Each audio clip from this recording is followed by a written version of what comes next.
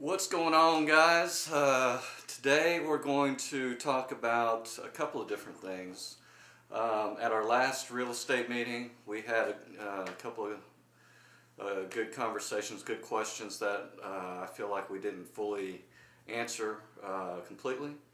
So I did some research on the questions, and I feel that we can give a better answer on those questions.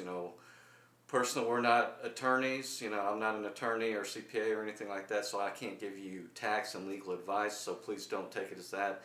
It's just me doing some research on the questions. Consult your own attorneys and CPAs for legal advice. Okay, that's my disclaimer. But the questions that we had, don't let this stuff scare you or anything like that, but the first question I'd like to address was from Ken in Monterey. They were asking about privacy.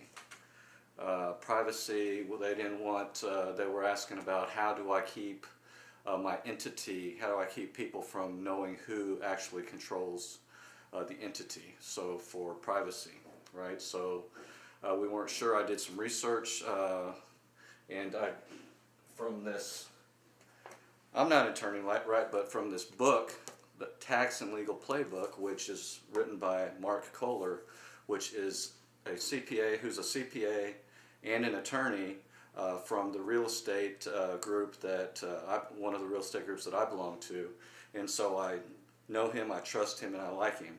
So I feel comfortable giving you what he suggests. Of course, again, you're going to say, dude, you already said that. I'm going to say it again. Consult your own professional for legal advice. But I would highly suggest this book. It's a great book. It's like 20 bucks or something. Taxandlegalplaybook.com, or I'll put a description to the link below, or just go to Amazon and look for it, whatever. But in this, we're going to talk about a couple things. So the first thing is, hopefully you can see that, privacy and asset protection. Okay, so really what we're talking about is privacy in this instance. I think maybe it was Ken and Monterey, they were asking that, how do I keep my entity private? So what Mark Kohler says, and I wrote it down, here is so it's from this side forward here. So this is talking about, and it's on page 165 here. This picture right there is the right side of that picture. I couldn't fit it all in there, so make sure you consult the book, because there is another half, but I didn't put that in there. There's 4 levels of privacy. This is the second level of privacy, and this is talking about, number 1, privacy LLCs, or also known as Anonymous LLCs. That's this circle here. It says Wyoming because Wyoming is one of the few states that allow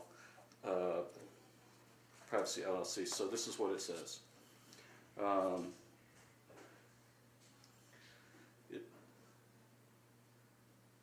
Certainly, okay.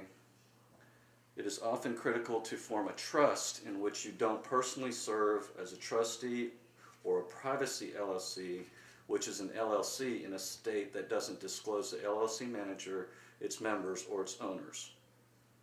Once you have this type of trust or privacy LLC set up, it can serve as the owners, managers, or trustees for other trusts, entity holding assets in creative ways. Okay, so basically, you have your rental properties going into your LLCs, right? Boom, boom. And then you have this, if you don't want people to know who these belong to, you go through a privacy or anonymous LLC, which is this, right?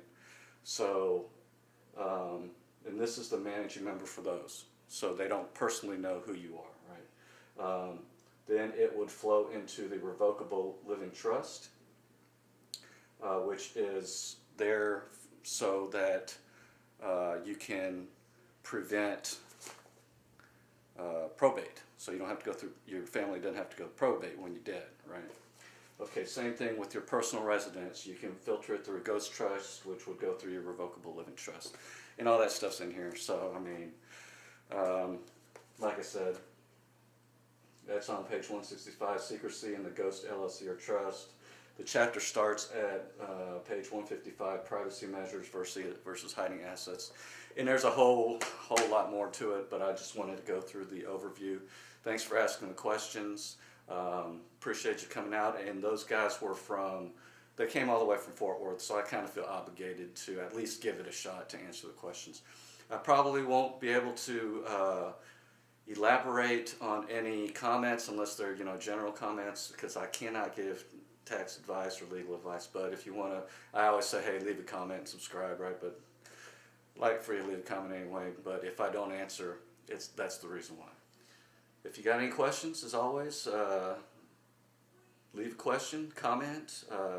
Please like it. I hope what I'm putting out is of service to you, and thank you for letting me, take some time and talk to you about this stuff. I really appreciate it.